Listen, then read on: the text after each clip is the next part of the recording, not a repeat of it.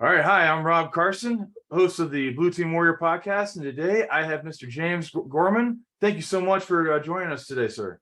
Thanks for having me. Hey, Pleasure. so three questions, super easy. Let's start off with number one. Tell me about yourself. What do you do? So I'm a U.S. Navy veteran located outside of Washington, D.C., and I offer VCISO or Virtual Chief Information Security Office programs for small to medium enterprises. I have three different types. I have the virtual CISO as a service. I have deep dive when you need to get out of a situation or get into a situation. And I also have break glass in case of emergency services. So Awesome. when I say get in and get out, I mean, we build we build a security program. We maintain an IR policy for you. We talk to your board. We coach you through the different processes you need to be to make sure that you're setting yourself up to be hard to hack. Very cool. Very cool. So tell us a cool story.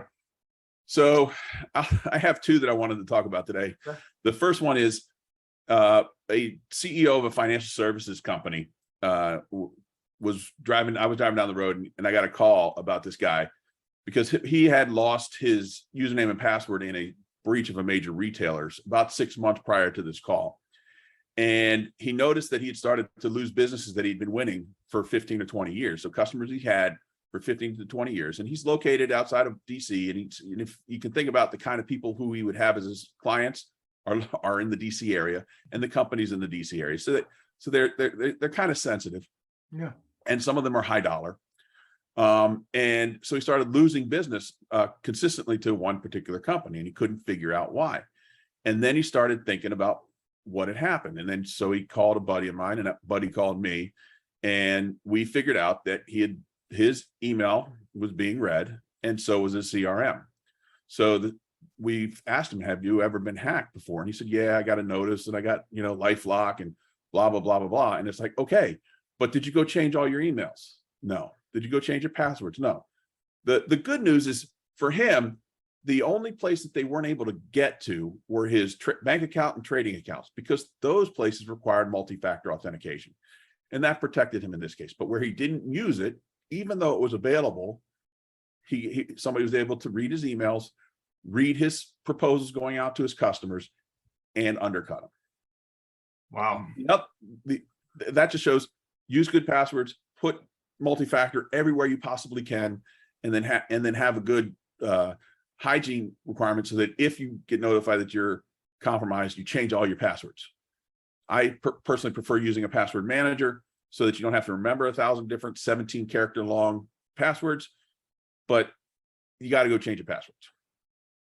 Second one I wanted to point out is one where a CEO of a startup SaaS company, he called me and kind of in a panic. He's like, I've been hacked. And I'm like, well, hold on. What do you mean you were hacked? And he said, well, I have all this unusual activity going on. And I said, okay, let's take a step back. Let's look at your logs. Let's find out what's going on. So we found out that his systems hadn't been compromised. There was no compromise to his system.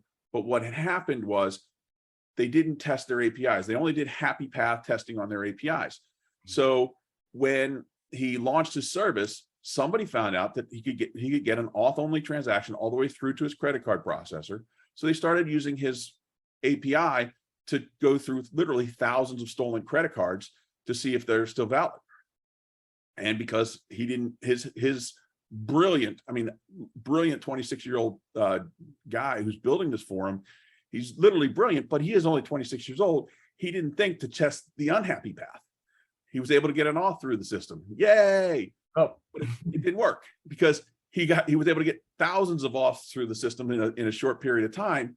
So we were able to fix that. And then the other thing, because again, they didn't test the happy path, he does another type of transaction on his platform that somebody was able to do and abuse for literally thousands of transactions before we caught it. And the only reason they caught it was because it was early on in the process and it wasn't lost in the noise. If they were doing what they had expected to do, this type of transaction would have been lost in all the noise. But if you put proper logging in place, you'll be able to correct that. And you say to your brilliant 26-year program, how can somebody use this to take advantage of us? That's awesome. Well, hey, at least it got caught, right?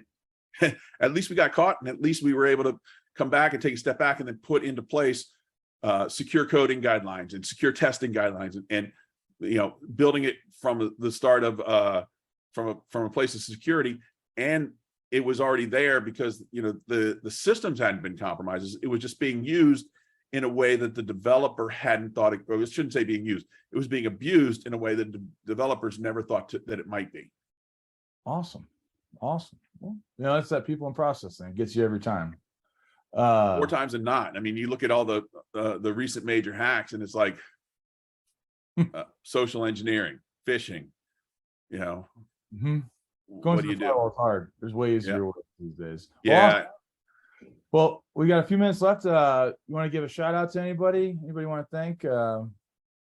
Well, I do. I like to give a shout out to my son. My son. I like I said, when I say brilliant 26-year-old, I'm talking about my son's not a programmer. He's an advanced threat guy, but he works for a large corporation. He's worked on some pretty cool, large, well-known hacks, and the ability that these kids have, that they're so smart, they're so sharp, and they think so fast. I want to give a shout out. I kind of took out the 26-year-old programmer, but there are brilliant 26-year-olds out there that are way smarter than me and way better than I will ever be at doing what they're doing. I want to give a shout out to all the kids who are out there on the front lines in cyber and doing it. Absolutely. No, that sounds great. And those guys are the ones that are doing good work. Well, cool. Well, that ends it for today. Thank you all, and see you for the next episode. Thank you very much.